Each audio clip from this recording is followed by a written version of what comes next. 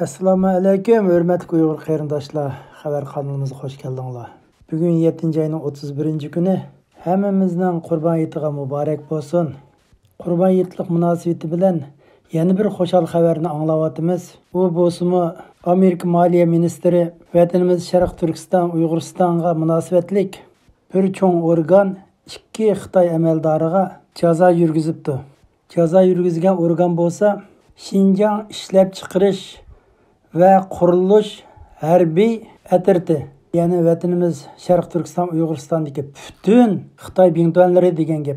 Demak, vatanimizdagi tajovuzchi Xitoy, yani Wang Jin boshlab chiqqan Xitoy askarlarini bingtuan qilib o'rlashtirgan bu tajovuz bingtuanlarning hammasini qonunsiz ham jazo yurgizish kerak degan mazmunni o'z ichiga olgan jazo tizimligiga e'linibdi.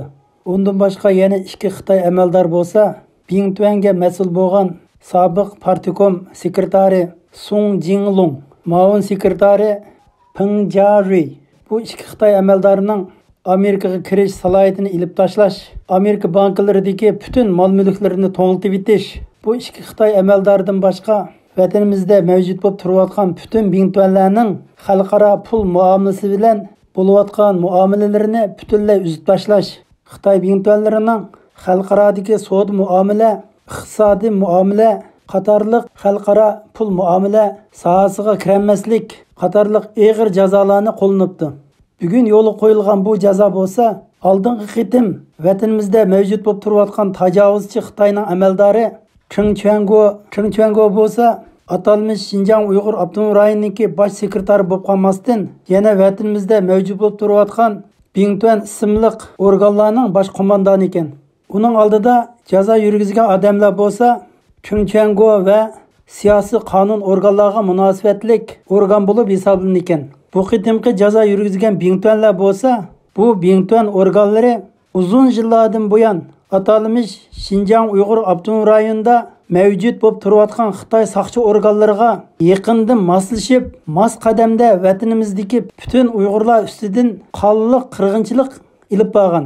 Bu bingtuan organlari keng ko'lamda Uyg'urlarning inson huquqiga tajovuz qilgan. Shunlashqa vatanimiz Sharq Turkistonda mavjud bo'lib turayotgan Xitoy ishlab chiqarish va qurilish atrat qismlariga qattiq jazo yurgizdi ekan. Tunigun Amerika hukumatining bosh kotibi Pompeo apandim muxbirlarga so'z qilganda, biz Xitoy hukumatiga yana yangidan ilgirlagan holda jazo yurgizamiz degan ekan. Pompeo apandimning gapi tugishi bilan bugun yangi jazo loyihasi o'tirg'iga yana qo'yilibdi. Amerika hukumati va g'arb dunyosi vatanimizdagi Xitoy hokimiyatiga yana ilgirlagan holda jazo yurgizib qolmasdan, Hong Kong rayonida mavjud bo'lib turayotgan Xitoy hukumat amaldorlariga qadam-qadam jazo yurgizdi ekan.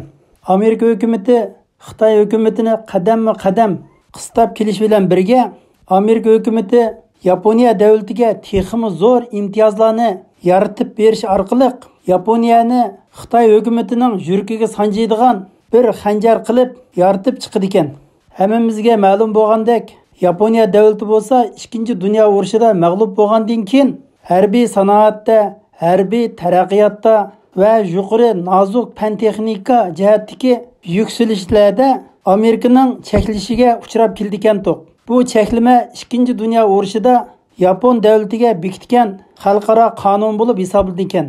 Endi Amerika davlati Xitoy hukumatini tubdan qo'mirib tashlash uchun put qo'li bog'liqlik Yapon davlatiga texmo kengri erkinliklarni yaratib berdi ekan. Masalan, hozirgi Yaponiya armiyasining xarakteri o'zini qo'g'dash ekan. Hamda o'zini qo'g'dash xarakteridan o'zgarib hujumga o'tish xarakteriga aylansa ruxsat ekan. Bunda aytganda Yaponiya armiyasi 2-Dunyo urushining oldidagi iqtidorga keladi degan gap. Ya'ni bunda aytganda Amerikaning yordam bilan, yana Amerikaning qo'llab-quvvatlashi orqali Yaponiya davlati bo'lsa, endi bundan keyin haddidan tashqari davlatga aylandi ekan. Bunda aytganda kelgusidagi Sharqiy Osiyoning vaziyatini o'zgartirishda intayin cho'ng rolni o'ynaydi ekan. Undan boshqa biz oldimizdagi xabarda 5 ko'zlik ittifoqdosh davlatlari deb so'zlagan to'q. U 5 ko'zlik ittifoqdosh davlatlar bo'lsa, Ingliz millatidan barpo bo'lgan Kanada davlati, Amerika davlati, Avstraliya davlati, Yangi Zelandiya davlati, Angliya davlati bo'lib, 5 davlat. Bu 5 davlatni biz 5 ko'z ittifoqdosh davlati deb ataydi ekanmiz. Bu 5 ko'z ittifoqdosh davlati bo'lsa, xalqarodagi muhim halqılık masalalarga kelgan chaqda istixborotda, pul muomalada, nozik fan texnikada, harbiy kuchda, o'rtaq manfaatda birdek hamkorlashadi ekan. Endi Yaponiya davlati bo'lsa, mushu ittifoqdosh davlatlarga qo'shilib, 6 ko'z ittifoqdosh davlati bo'lib shakllanadi ekan. Bu vaziyat Yaponiya davlatiga nisbatan qaytadan bosh ko'tarib chiqishdagi eng yaxshi fursat ekan. Qisqa xabarimiz tugadi. Hammanglarning qimmatli vaqti uchun ko'pdan ko'p rahmat.